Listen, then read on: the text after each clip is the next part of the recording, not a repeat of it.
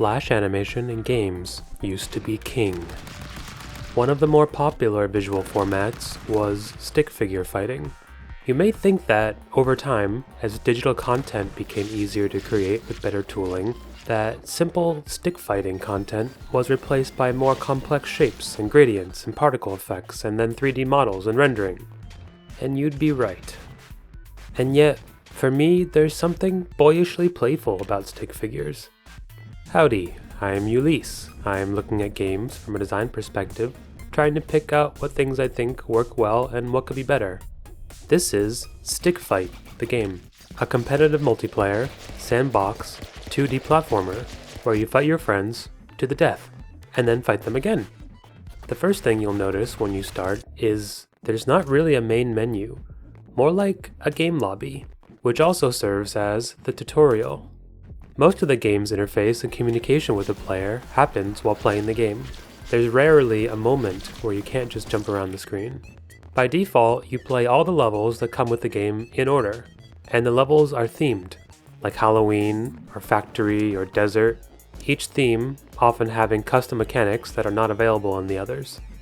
The mechanics are introduced to the players, first as the focal point of early levels, then, later, showing up alongside other mechanics simultaneously. And this all happens without the player needing to be aware of it, as they're too busy playing in the sandbox with their friends. The objective of Stick Fight the game is to be the last person alive in each level, and in the more chaotic moments of the game, you know you were the last person alive because the text on screen, whose tone skillfully skirts the line between corporate bullshit and on-point mockery, are the color of the winning player. There's no score shown in the UI. Rather, every few levels, there's a special level where they announce who's winning, along with interesting statistics about the recent gameplay. What's more noticeable about the gameplay the more you play, though, is how the game stays dynamic and interesting, despite the lack of structure. First of all, it's very quick and always changing. The levels are relatively small. Many of the weapons are one-hit kill, compared to, say, something like the Super Smash Bros. Series. The platforming often falls apart as you're fighting, to the point where no one can survive after a minute or two. And, to keep it moving along in more static environments, guns will just drop from the sky every so often, which both encourages players to come out of a secure shooting spot because their opponent got a bigger gun, and ensures that a big skill gap between players doesn't always end with the same player winning. Having each level so fast also keeps players who have already died from getting bored when there are 3 or more players playing. There's really a lot of variation in the gameplay. Let's talk about the snakes.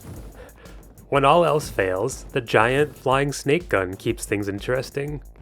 It's like throwing a live grenade into a room. It suddenly becomes everyone's top priority to avoid the snakes, because getting too close usually leads to death by snake. There are also little snake guns and little snake pits, but several snakes will immobilize you and kill you. There are also boss fights. Who do you fight? Each other, of course. The first person to get the boss ability in the level gains a huge health bar and superpowers. But being a boss means you have reduced mobility, making you vulnerable to strategic attacks with guns. It's not impossible to be killed once you become a boss. And what platformer deathmatch would be complete without a black hole gun?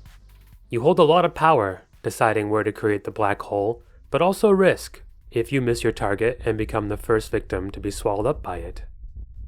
I often forget that while playing, that the objective is not to kill your opponents, but to be the last one standing.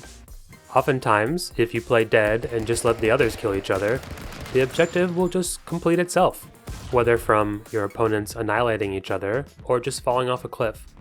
This is a platformer after all, and has all the goodies you might see in such a game, like moving platforms that switch on and off on a timer, conveyor belts, swinging chains, buttons to raise and lower platforms, lasers that spin, breakable platforms, lava. It's got that chaotic playfulness that you see in modern battle royale platformers like Fall Guys. Shooting the chain that holds your opponent's perch up from plummeting into the lava is very satisfying, and often makes for a very epic story. Sometimes, the character control feels a little wonky. That's a feature. You're playing inside of a 2D physics sandbox. The added difficulty of aiming with melee and ranged weapons, and the tricky platforming, creates these precious moments in the game. We love it.